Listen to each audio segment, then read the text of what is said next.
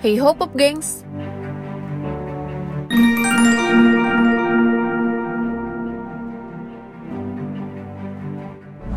Manusia adalah spesies angkuh yang dipenuhi hasrat, suka menjajal hal-hal baru, atau singkatnya adalah bereksperimen, demi membuktikan suatu teori atau sekedar ingin memuaskan ide gilanya saja. Manusia kerap melakukan uji coba, yang sayangnya harus melibatkan spesies lain sebagai objeknya. Sebut saja hewan, khususnya mamalia.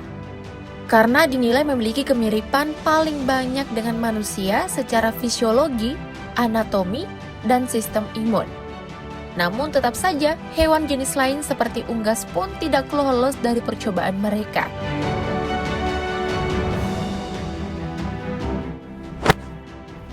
Contohnya ayam tanpa bulu ini.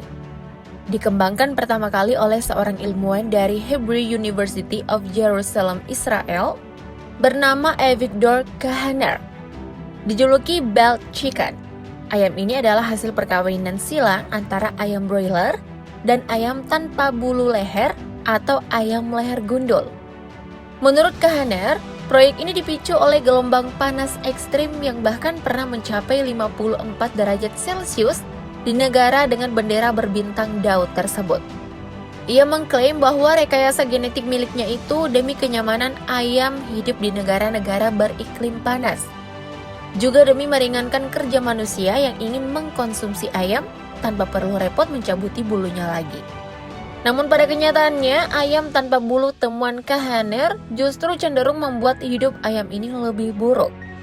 Mereka jadi rentan terhadap parasit, penyakit kulit, serta sengatan matahari. Kedengarannya malah menyakitkan ya.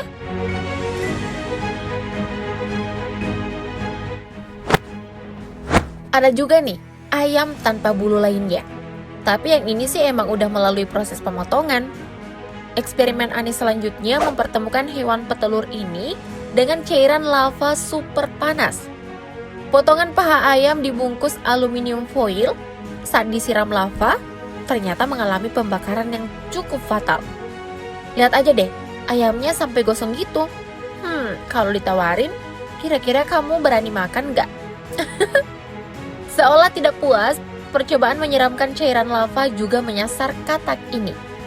Di atas lempengan tembaga yang sudah dilelehkan pada suhu 15.000 derajat Celcius, katak ini dipanggang bolak-balik dan menakjubkan.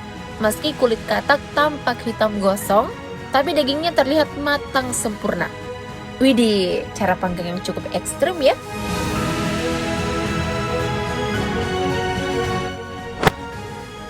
Oke, selanjutnya kita bertemu dengan musuh bebuyutan para kucing, tikus.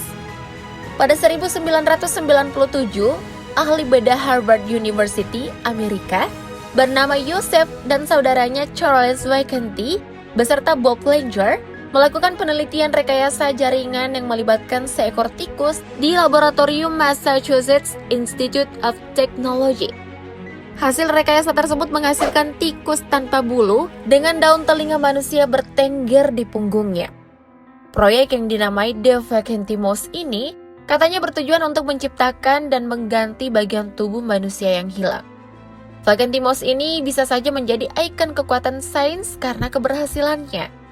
Meski begitu, eksperimen ini tetap saja menuai kontroversi sebab dianggap keterlaluan. Karena ulah manusia nih, tikusnya jadi kelihatan agak mengerikan gitu. Aku jadi penasaran, kalau saja dia bisa ngomong dalam bahasa manusia, tikusnya bakal protes nggak ya?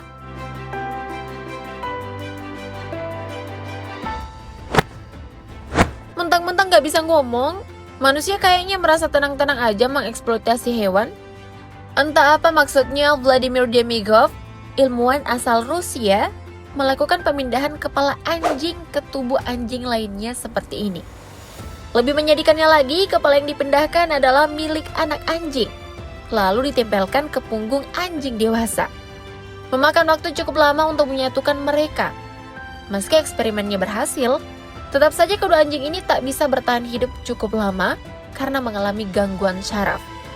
Serupa tapi tak sama, berikutnya adalah Robert White, ilmuwan yang tampaknya juga terobsesi terhadap kepala hewan.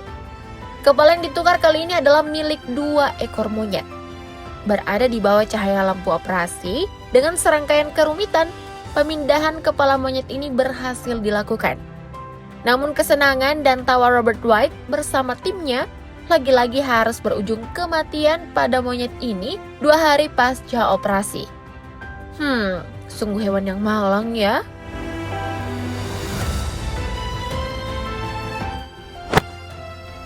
Gimana? Kisah-kisah tadi cukup membuat kamu marah? Atau malah sedih?